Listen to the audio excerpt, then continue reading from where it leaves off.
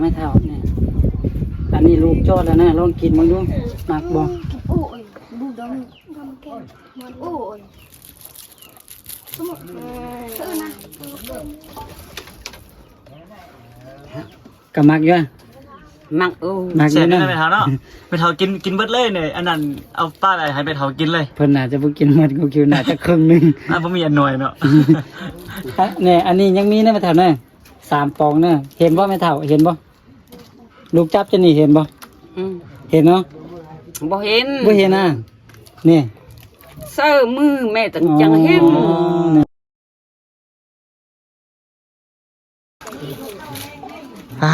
โธ่อากาศมื้อนี้ตอนเช้าหันขี่รถมาเนาะเบิ่งมันฝนสิตกเดี๋ยวนี้ร้อนอบอ้าวสุดสบายดีคุณดอยสบายดีเบาลีสบายดีโดยพ่อแม่พี่น้องขนมอยู่พี่น้องฮ้อนขนมไผขนมเบาลี่พี่น้องเอ้ยคนกูคิวเด้เบาลี่ให้เครดิตนะด้วยเพราะว่าคุณแม่นคุณดอยไปแจกเด็กหน่อยแถวนี้หมดแล้วพี่น้องเอ้ยเครดิตตัวเองเอาเครดิตคนอื่นเนาะนี่ราคาหมดเลยของคุณดอยโดยสบายดีเนาะพ่อแม่พี่น้องเบิดสุขุสุขคนเนาะกาตอนรับทุกคนทุกท่านเข้าสู่ซองคูคิวอีกเหมือนเก่าเหมือนเดิมพ่อแม่พี่น้องมื้อนี้เนาะคูคิวกับทีมงานมาอยู่ที่บ้านปากห้วยเล่าเมืองง่าแขวงอุดมไซพี่น้องเนาะเป็นบ้านที่บ่มีสัญญาณโทรศัพท์บ่มีไฟฟ้าน้ำประปาแล้วก็บ่มีอีหยังอีกหลายสิ่งหลายอย่างพี่น้องแต่ว่าพี่น้องๆหั่นเพิ่นแนะนำว่ามีผู้เฒ่าผู้นึงเนาะไอ้แม่ผู้นึงเพิ่นดำรงชีวิตอยู่แบบโดดเดียวดายพี่น้องบ่มีลูกบ่มีหลานก็การดำรงชีวิตแบบค่อนข้างลำบากเติบเนาะเดี๋ยวพวกเขาจะไปเป็นกำลังใจให้กับเพิ่นพี่น้องเพิ่นบอกมาว่าแม่นเฮือนหลังนี้เนาะพี่น้องเอ้ยอยู่โดดเดียวนะพี่น้องหลังน้อยๆบอกว่าเป็นชาวบ้านแปลงไห้ว่าซั่นนะหน่อยซ้ำนี่พี่น้องเอ้ยเนาะ3 เมตรได้บ่ได้ฮู้นี่พี่น้องก็ประมาณนี้เนาะมุงสังกะสีน้อยๆอยู่ท่ามกลางเฮือนประชาชนเท่านี้เนาะนี่ว่ามันกับเบาลี่มาพี่น้องบ่ฮู้ว่าอีแม่เพิ่นอยู่บ่โดยสบายดีเบาลี่ เห็นบ่ได้สบายดีตลอด เพิ่นอาจจะอยู่ใครประตูอยู่เบาลี่สบายดีแม่เฒ่าสบายดีสบายดีลูกอีแม่เพิ่นอีแม่อันพวกลูกพวกหลานมาแต่พุ่นเด้อมาแต่บ่แก้วพุ่นเด้อมาแต่แขวงบ่แก้วลูกแขวงบ่แก้วมาโดยพวกลูกพวกหลานมาเป็นกำลังใจให้กับอีแม่เด้อมากับแม่เฒ่าเด้อแล้วเอาขนมให้อีแม่เพิ่นก่อนเนาะโดยขนมติดมือมาอีแม่ขนมเอาไว้กินกับเขาก็ได้ขนมอ๋อขอบเจอนำลูกโดยอีแม่เบิ่งบ่เห็นบ่แม่บ่เห็นโอ้โดยเป็นขนมด้วยแม่เด้อจังน้อยจีก็กินกับเขาได้เลยคันเห็นโอ้แม่บ่อยู่นี่แม่จะโลอกไปบ่เด้อหักสิอยู่คนหันอ๋อตาบ่เห็นเนาะตาบ่เห็นบ่สาเห็นโดยอยู่กับบ่นกินกับบ่นอยากกินข้าวเจ้าแม่ก็กินอยากกินข้าวนึ่งแม่ก็กินโดยนี่บ่มีรั่วบ่มีฟืนจะดังไฟซ้ำรั่วฟืนก็บ่มีเนาะจิจางเพิ่นบ่มีอีแม่ชื่ออีสังก็ชื่ออีแม่นะโดยแม่คำพรแม่คำพรเนาะอีแม่ได้อายุจักปีแล้วแม่โอ้จะได้80 90เด้อโอ้โดยโอ้อันนี้มันเฮือนนี่แม่โอ้แม่อยู่นำกันจักคนได้แม่บ่มีแต่แม่อยู่คนเดียวนะแล้วอีแม่บ่มีผัวบ่มีลูกผัวนั้นมีลูก2 คนอ๋อแล้วตอนนี้เพิ่นไปไสได้ผัวนั้นตายอ๋อโดยแม่เขาตายลูกเขาตายเม็ดโอ้ลูกไอ้แม่2 คนน่ะ ตายแล้ว ตายแล้วตายตะเกยลูกกกแม่นบ่พันปลูกเศร้านะแม่นอีสุก อ๋อเพิ่นก็มีชายหนึ่งยิงหนึ่งเนาะ แล้วก็ผัวก็ตายแล้ว โดนแล้วบ่อันผัวกับลูกเสียโดนแล้วบ่แม่ โดนโอ้ยได้10 ปีเร็ว อ๋อตอนนั้นนั่นลูกกับผัวก็อยู่บ้านเนี่ยอยู่บ้านนี่ที่ลูกกับผัวน่ะ ตอนยังมีชีวิตอยู่เนี่ยก็อยู่บ้านเนี่ย จนมีชีวิตนะ โดย อยู่บ้านโอ้ อยู่บ้านอันน่ะปักน้ำห้วยลาวนี่เนาะ บ่อยู่แกง อยู่บ้านแก้ง บ้านแกง เมืองงานเนี่ย อยู่เมืองแตงแหละ อยู่เมืองแตง เมืองแตงเขาอยู่ เมืองแตงอยู่ ทาง ไส ใดก่อนไหม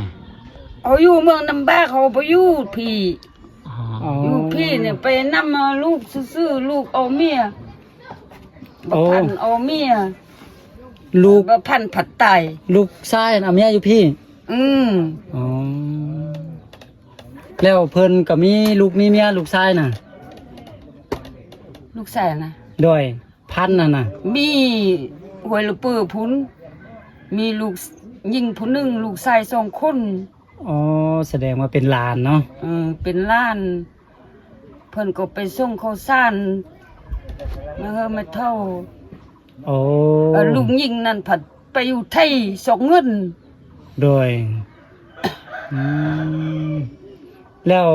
เพิ่นบ่เอาแม่เฒ่าไปอยู่นำอ่ะ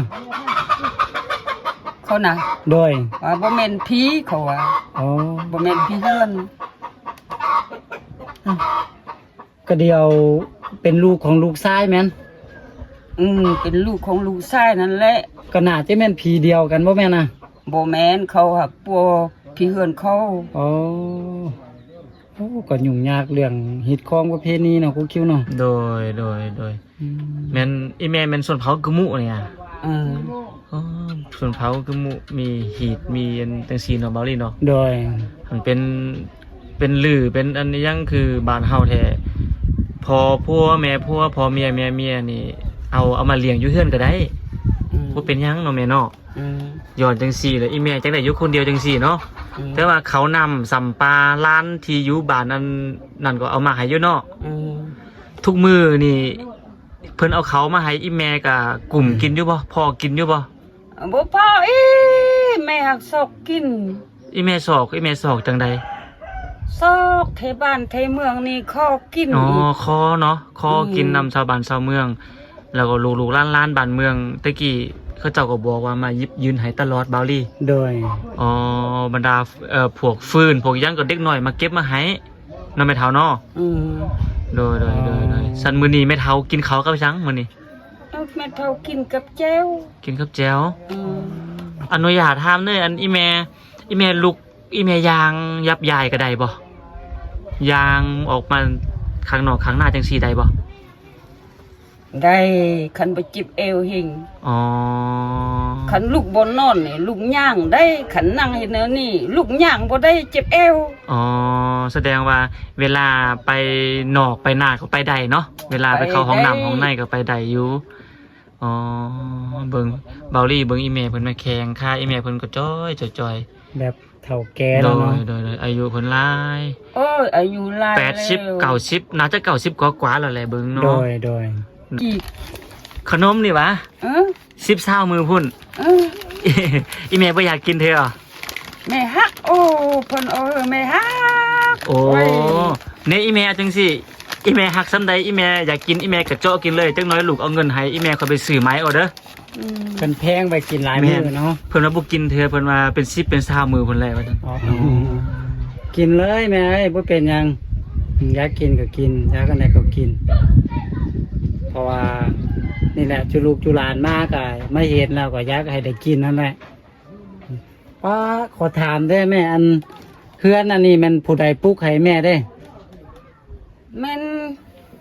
เขาหัน ไทยบ้านเนี่ย บ่แม่นไทยบ้านผู้เดียวปุ๊ก ผู้เดียวปลุก ผู้ใดปลุกให้ ตัด แม่ ไม่แม่นผู้เดียวตัดไทยบ้านไทยเมืองมันไปซอย3 คนเด็กน้อย อืม บัดนี้จีกหญ้าแล้วมันพอเท่าหั่นมันโอ้เอาสั่งมา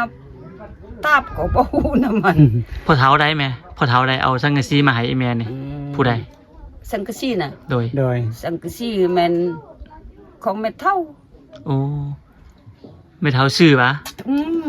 ตอนยังมีเหือมีแห้งเนาะ อืม ตอนยังมีเหือมีแห้ง โดยแล้วอันเฮือนอันไอ้แม่ปวดแบบนั้นน่ะแล้วมีคนมาสอบให้แม่นผู้ใดได้มาสอบให้อะ ผู้ซ่อมเฮือดนั่นน่ะ โดย นี่เขาเนื้อหันพอเฒ่า ในบ้านบ่ อืม ผู้ใหญ่บ้านน่ะ พอเพียงนี่ พอเพียง อืม เราเป็นร้านอีแม่บ่เราเป็นพี่น้องอีแม่บ่ มันพี่น้อง อ๋ออ๋ออ๋ออ๋ออ๋อ คนรู้จัก แนวหักเพิ่นก็หัก แนวบ่หักเพิ่นก็บ่หัก โอ้ มันก็อึดเข้า โอ้ คันมันบ่อึดเข้ากินน้ำมันหอ ซื้อพอเพียง พอเพียง อยู่เทิงนี่วะอืม โอ้เพิ่นก็อึดข้าวถ้าบ่อึดข้าวก็กินน้ำเพิ่นเนาะ อืม อืม โอ้เพิ่นก็ใจดีเนาะแม่เนาะ โดยโดย มันซ่อมเฮือนในจนซ่อมแต่เช้าจังมืดมันเฮ็ด ไอคิว โอ้โดยโดย ไปซื้อปัตตะซอยมาไอคิว อันบ่ซั่นอันตอนทำอิฐนี่เฮือนของแม่เฒ่ามาอยู่นี่อยู่บ่นี่แหละ อืม อยู่บ่นี่แล้วเนาะ อืม อ๋อหลังจากที่ลูกชายเสียแล้วแม่เฒ่าก็จะอยู่ผู้เดียวเนาะ อืม อ๋อโดยแล้วเป็นน้ำเป็นน้ำเป็นหยังเนี่ยเอาทางใดมากินได้น้ำกินน่ะ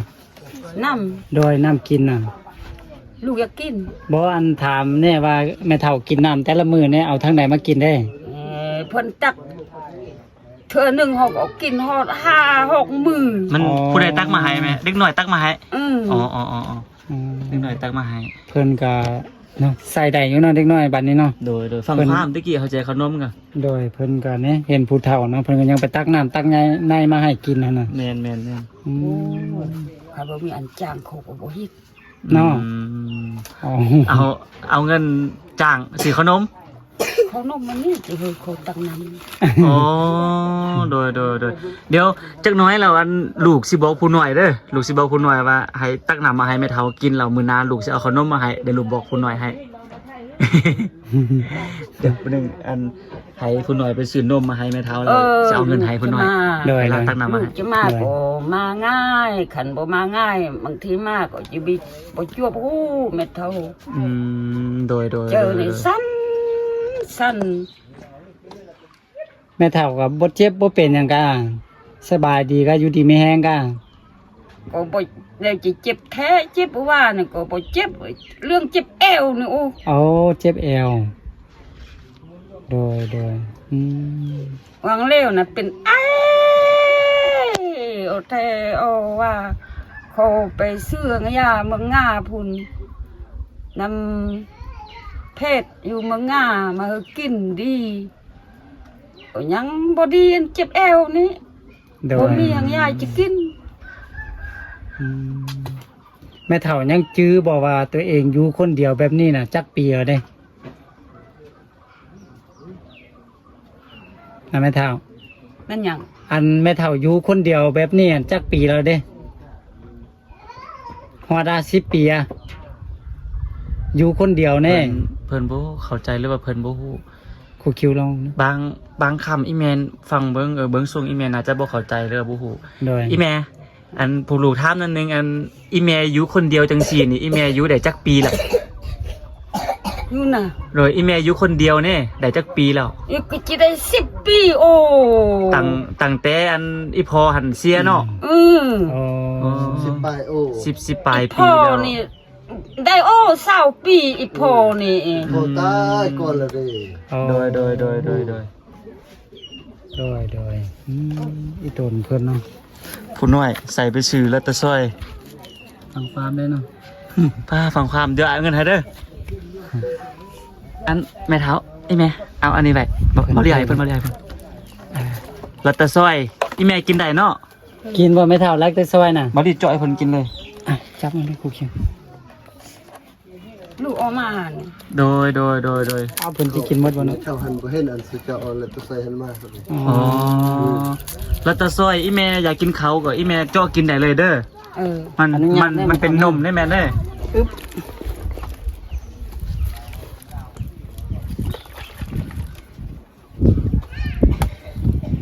เอาไม่เท่าเนี่ยอันนี้ลูกโจทย์แล้วนะลองกินมึงดูมักบ่ Ôi, bù đông găm kem. Ôi. Số một. Số mà. ก็มักอยู่อะ มักโอ้ มักอ เสีย ยู่ นี่ นะ ไปเท่าเนาะไปเท่ากินเบิดเลยเนี่ยอันนั้นเอาป้าอะไรให้ไปเท่ากินเลย เพิ่นน่าจะบ่กินหมดกูคิวน่าจะครึ่งหนึง อ่ะบ่มีอันหน่อยเนาะ เนี่ยอันนี้ยังมีนะไม่เท่านะ3 ปองนะเห็นบ่ไม่เท่าเห็นบ่ลูกจับจะนี่เห็นบ่ อืม เห็นเนาะ บ่เห็น บ่เห็นอ่ะนี่ เสื้อมือแม่ตั้งจังเห็น อ๋อนี่ โดย เออป้านี่เนาะลูกป้านี่เนาะมาลูกป้าให้ป้านี่เลย เออเอ้ยขอบเจ้านำลูก โดยโอ้โถพ่อแม่พี่น้องเอ้ยอ่า จะลูกบ่กิน ซื้อมาป้าให้แม่เฒ่าไว้กินเนอะกินหลายมื้อ เออ แม่เฒ่าเบิ่งบ่เห็นจักหน่อยเลยอ่ะ บ่เห็น แม่เฒ่าบ่เห็นนี่โดนแล้วบ่เบิ่งบ่เห็นน่ะ โดนโอ้ อ๋ออายุไปจังนี่เนาะ อืม บ่ได้ออกไปทางนอกทางหยังอ่ะ จะออกไปนั่งบนหันบนนี้ก็ได้ อ๋อ สิย่างไปทั่วที่ทั่วเด่นเนี่ยอ๋อบ่เป็นเลย โดยมีแต่ออกไปตามบ้านฮะเนาะ อืม ไปลิ้นนำชาวบ้านชาวเมืองเนาะ อืม อืม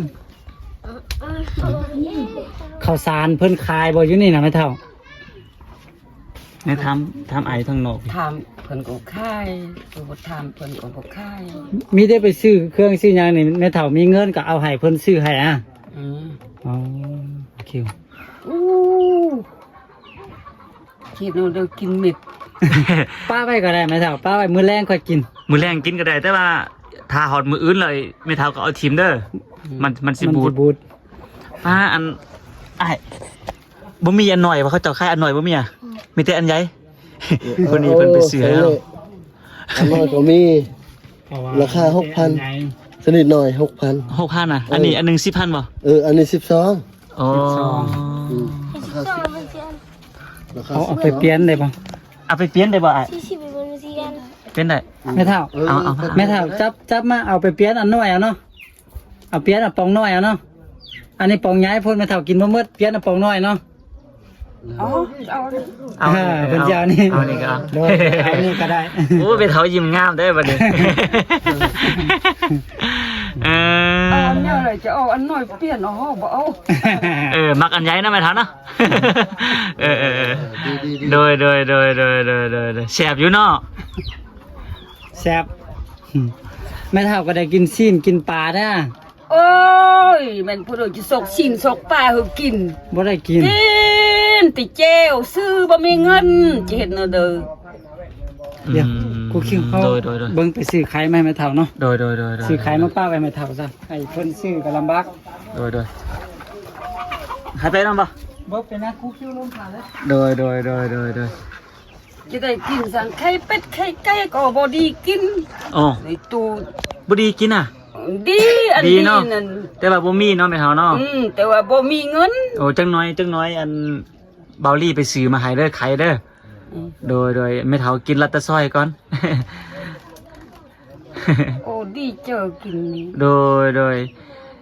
อีแม่จื้อบ่รสชาติลัตตะซอยนี่อีแม่เคยกินมาหลายปีแล้วบ่จักปีแล้วบ่ได้กินลัตตะซอย อู้ตั้งแต่เกิดมา กิน2เทื่อนั่นแหละ โอ้ กินอันลานไส้อยู่เมืองหลวงอันขึ้นมาส่งเธอหนึ่งอันกินเธอนี่ อ๋อโดยแต่ว่ามักอยู่เนาะ นี่ถ้าอีแม่มักนี่อีแม่ก็สุขภาพแข็งแรงอยู่ไปดนๆเด้อ เจ้า เดี๋ยวลูกหลานสิฝากเงินไว้ให้อีแม่ไปซื้อกินเด้อ มือมันก็แน่มือยันนี่ในเหอะ ไม่เท่าเพิ่นถามจังได๋ Mơ mơ. มือยันนี่ Đi xuống ta. เราสู้ cái chuyện mà có lẽ khi bắt thủ bắt thải มือ mơ có ด้วยแล้วกุ้งเยอะ อีเมลเพิ่นว่าหยัง เขาถามว่าเด็กน้อย ทำนินเปลี่ยนนิน อ๋อ อายุแล้ว เด็กน้อยอยู่นี่เป็นคนบ้านเฮาวะ คนบ้านเฮาเม็ดแล้ว คน นี่ บ้าน ก็ เฮาเม็ด ตาเต็มเป็นลูกหลานเฮาหมดเลยนะ โดย งมากอนมือแน่เฮยันนี่ มักโอ้บิเรื่องละการซื้อโอ้ อ่านนิน อีแม่เพิ่นถามผู้น้อยเนาะว่าได้ว่ามีไผแดอยู่นี่ ทำยาก้างมาจะพูด แม่เฒ่าอยากใส่เล็กน้อยบ่แม่เฒ่าถามหาผู้น้อยเฮ็ดหยัง เจอเขากินอันนี้ โอ้สิให้เขากินอันนี้แม่เฒ่ากินบ่หมด นี่บ้าบำรุงรอบไอ้เท่า แม่เฒ่ากินบำรุงเลย ให้มันเท่ากินเม็ด เรียงมา บ่อันถามแม่เฒ่าอิ่มแม่เฒ่าก็เอาป้าไว้ก็ได้เด้อ บ้าปุโรเนี่ยบ้าอ้วนบ่ละบ้าถึงต่อ แม่เฒ่ากินบ่หมดแม่เฒ่าเอาป้าไว้แล้วก็จักหน้อยตอนแรงแม่เฒ่าอยากแม่เฒ่ากินต่อเด้อ เออ โอ้เพิ่นคิดฮอดอันร้านน้อยผู้ที่บอกได้ใส่ฟังอยากให้ร้านน้อยมากินเนาะแม่เฒ่าเนาะโอ้แม่เฒ่าอันลูกถามแม่เฒ่าได้อันตาแม่เฒ่าเบิ่งบ่เห็นนี่ได้จักปีแล้ว โอ้ก็จะได้โอ้7-8 ปี 7-8 ปีเบิ่งบ่เห็นเนาะก็พอเห็นเป็นลางๆอยู่ติ เวลาย้ายพุ่นมาพี่เขาก็ยังไป โดยนี่บาวลี่มาแล้วพี่น้องเอ้ย โอเคพอดีโอ้ไปซื้อไข่รู้ถึงมันไม่ให้แม่เฒ่ากันปึ๊บตัวหน้าได้แม่เฒ่าเด้อ ไข่แม่เฒ่าไข่ อันนี้มันไข่เด้อเอาไปกินแม่เฒ่าก็กินได้อะไข่อะกินได้อะ กิน กินอยู่เนาะ ไข่ไก่แม่เฒ่าไข่ จั ไก่ บเบิ่งไข่ดิบ ไข่ดิบ ไข่ดิบเนี่ยต้มก่อนเด้อ เอามือมันไปลูบ นี่ ป้า มันก็จับ ถูก ไปกินหลายมื้อเด้ออ่ะป้านนี่เนาะ แล้วเท่านาเวทอ้วนบ่เบื่อลายมือบ่จะบ่มือน้อยก็เรื่อง เบื่อมากราบนี่ อ้วนแท้อ้ว บ่ น น้ ว่า อยๆเนาะเขาออกลำบากบาวลี่เอ้ย น้องกูคิวเนาะ โดย เรื่องความลำบากก็สุดแหละให้ภาพมันบรรยายเนาะ แม่น บางสิ่งบางอย่างเฮาก็อาจจะเว้าบ่ฮอดบ่ถึง แม่น แต่ว่าตามที่เฮาสัมผัสได้ก็นี่แหละผู้เฒ่าตาก็เบิ่งบ่เห็น โดย แล้วก็อาศัยอยู่ผู้เดียวเนาะ เดี๋ยวฮู้ก็บ่ดีเคลื่อนย้ายไปมาก็ลำบาก ลูกหลานก็บ่มีผู้ใดมาอยู่นำนะแบบบ่มีเลยหั่นนะลูกหลานก็สิว่า แม่ ง่าย นแม่น ๆมีก็มีอยู่ไกลผลเพิ่นก็หยิบยืนเป็นบางครั้งบางคราวพ่อแม่พี่น้องเอ้ย โดย ก็พวกเฮาก็สิถามสิลมนำไปเท่าโดนๆก็ย่านเป็นการรบกวนเพิ่นได้เนาะ โดย เพิ่นก็เมื่อยพี่น้องเพิ่นนั่งก็เมื่อยนอนก็เมื่อยเพิ่นก็ว่า โอเคประชันเฮาจะได้กลับนะ โดยเดี๋ยวเฮาขอบเพิ่นครับเบาลี แม่เฒ่าเอ้ยลูกหลานจะได้กลับก่อนเด้อ เออ ลูกหลานกลับบ้านกลับเพื่อนก่อนเด้อ เออ แม่เฒ่าก็อยู่ดีมีแฮงเด้อ เจ้า โดยจะได้กลับเราบ่แท้บ่ว่าก็บ่ได้เข้ามาเยี่ยมยามหั่นนะ เบาลีเฮาฝากเงินนำไปเท่าเพิ่นไว้ โดยกูคิวผมฝากเงินแม่เฒ่าเอาไปใส่ใจาย อัน คันจะมายามง่ายไม่เท่าเดือน11 เดือน 12 มาอย่างที่จวบแม่อยู่นี่ฮู้ขัน โด กาย ย นั่น นะ คือจิบจวบตามเจอขึ้นนี่เจอสั้นบ่มีเจอเหยาวจังน้อย กินข้าวกินน้ำใส่ให้มันอิ่มมันเต็มแม่เฒ่าบางทีกินอาหารบ่เพียงพอนะ โดย แต่ตามเบิ่งสุขภาพเพิ่นก็แข็งแรงอยู่ บ่มีแห้งยนต์บ่มีเงินซื้ออาหารกินนั่น โด แหละ ยเพราะว่า แม่น เพิ่นกินแจ่วกินผักซุมื้อเด้ แม่น แต่เฮายังเที่ยวไปเที่ยวมาก็ยังบ่มีแห้งยังบ่มีอาหารกิน โดย แม่นเนาะ เอาจังซี่เด้ออีแม่เด้ออัน เจ้า ลูกฝากเงินไว้อีก100,000กีบเงินก็แม่ เอาไปจ่ายเด้อ ให้อีแม่เอาไปจ่ายเด้อ เออ นี่ๆอยู่ เอา นี่ มันฮอดมือเพิ่น อ๋อนี่โอ้ เส้นหนึง 100,000แม่100,000อันอีแม่เก็บไว้แล้วก็ถ้าว่าไข่หมดหรือว่านมหมดอีแม่อยากกินอีแม่ก็ให้ผู้น้อยไปซื้อมาให้เด้อ เออ เพิ่นอีกซั่นแล้วเพิ่นได้มาแล้วเนาะ โดยพอดี ได้มาแล้วก็ให้เพิ่นได้จ่ายเอาแม่เฒ่าลูกให้อีก100,000เด้อเอาไปใส่จ่ายเด้อ เออ อันนี้ก็100,000กีบเด้อเวลาอาหารมื้อก็ไปซื้อกินเด้อ เออ แม่เฒ่ารักษาให้ดีเด้อแม่เฒ่าเด้อเก็บไว้ เจ้า บ่ทันพวกลูกก็สิได้ครับเด้อแม่เด้อ ให้เจ้า แข็งแรงสุขภาพแข็งแรงอยู่กับป่านกับเมืองไปโดนๆเด้อแม่เด้อ บ่มี มีลูกมีหลาน โดย เอากลับกันนะแม่เฒ่านะ โดยแม่เฒ่าสบายดีแม่เฒ่า สบายดี โดย ไป อ่ะหาพันกีบเด้อผู้น้อยเอาลายบ่ดีโดยอันนี้ใส่ไปซื้อนมตะกี้ฟังความเด้อแล้วก็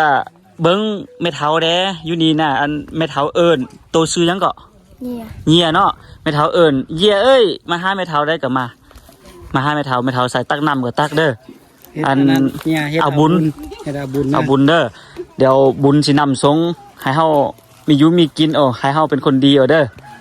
เข้าใจเนาะเดี๋ยวมื้อหน้า IQ มีเวลา IQ ค่อยมาเยี่ยมยามไหมเนาะสิเยียเนาะโอเคสบายดีโอเคเรื่องราวชีวิตของอีแม่เพิ่นชื่อหยังล่ะฮู้เบาลี่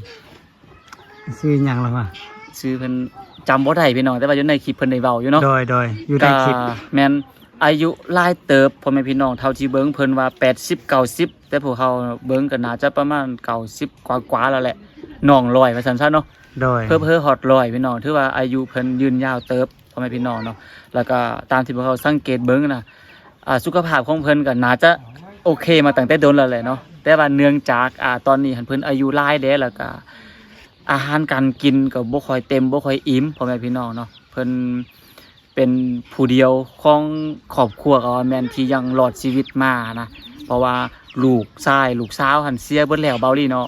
โดยแม่ ผู้เป็นผัวผู้เป็นสามีที่หาคนก็เสียไปแล้วเมื่อ20ปีก่อนนะเพิ่นดำรงชีวิตอยู่คนเดียวแบบนี้10กว่าปีพ่อแม่พี่น้องหูตาบ่ค่อยได้ยินบ่ค่อยเห็นแจ้งก็6-7 ปีแล้วพี่น้องการไปมายับยายไปมาก็ค่อนข้างลำบากเติบก็ถือว่าทรมานพอสมควรเนาะเบาลี่เนาะหดหูสุดชีวิตนะแต่จังใดพวกเฮาก็เข้ามาเป็นกำลังอกกำลังใจให้อีแม่เพิ่นเบิ่งส่งเพิ่นส่งคือสิดีใจแห้งเบาลี่ โดย ที่บอกเขามาเป็นกำลังแห่งใจให้กับ เพ เพิ่ ราะ น ว่า แม่น แม่นเพิ่นก็บ่เคยได้รับการช่วยเหลือแบบนี้เนาะ แม่น ก็ในเมื่อเฮาได้มาฮอดก็เฮาก็เต็มที่ โดย เนาะ โด แบ ย บ โดยโดย บ่แท้บ่ว่าเนาะเส้นทางที่เฮามา แม่น นี่อู้ แม่น บ่ฮอดเนาะ แม่นบ่ฮู้ว่ามื้อใดเฮาจะได้มาเยี่ยมยามเพิ่นอีก โดย คือจังเพิ่นว่าตะกี้ครูคิวแบบคนหนาวลุกเลยเด้ แม่นคือกันครูคิว เพิ่นว่าขาลูกหลานสิมาเยี่ยมยามอีแม่หันให้มาไวเด้เพิ่นว่าเดือน11 12บ่ฮู้ว่าสิอยู่ฮอดหรือบ่เพิ่นว่าจังซั่นความหมายของเพิ่นนั่นน่ะเนาะ โดย เพิ่นว่าเพิ่นหายใจก็บ่ค่อยเข้าท้องเข้าไสบ่ค่อยสะดวกพอปานใดหั่นนะพวกเฮาก็ได้ภาวนาให้เพิ่นนั่นอยู่ยืนยาวไปเรื่อยๆนั่นแหละอายุมันค่อนยืนไปเรื่อยๆเนาะก็มื้อนี้พวกเฮาทั้ง2ทั้ง3 2ก็ได้เข้ามาเป็นกำลังแห่งใจให้กับเพิ่นได้เฮ็ดแบบเหมือนกับเป็นลูกเป็นเต่าเป็นลูกเป็นหล้านเพิ่นน่ะนะเฮ็ดให้เพิ่นพอมีกำลังใจเนาะเบาลี่เนาะ โดย สิเป็นข้าวนอกข้าวนมไปตอนเพิ่นเป็นไข่เป็นหยังไปตอนเพิ่นบวกกับฝากเงินไว้ผู้เล็กผู้น้อยเนาะสำหรับซองของครูคิวกะกราบขอบใจเด้อเนาะทางแม่เออยู่ทางอเมริกาเพิ่นได้ฝากครูคิวไว้ครูคิวก็ได้แบ่งปันให้ทางอีแม่ผู้นี้ไปรวมๆกันน่าจะเป็นประมาณ160,000 กีบเพราะว่าเอาเงินให้แด้แล้วก็ซื้อนมซื้อหยังแด้นะพี่น้องซื้อขนมแด้ก็ขอให้ทางแม่เนาะอยู่ทางอเมริกาและครอบครัวพร้อมด้วย FC เบอร์สุภูสุคนจงมีแต่ชีวิตที่สุขสงบปราศจากโรคภัยไข้เจ็บคิดสิ่งใดปรารถนาสิ่งใดก็ขอให้ได้ดังคำมักคำปรารถนาเนาะ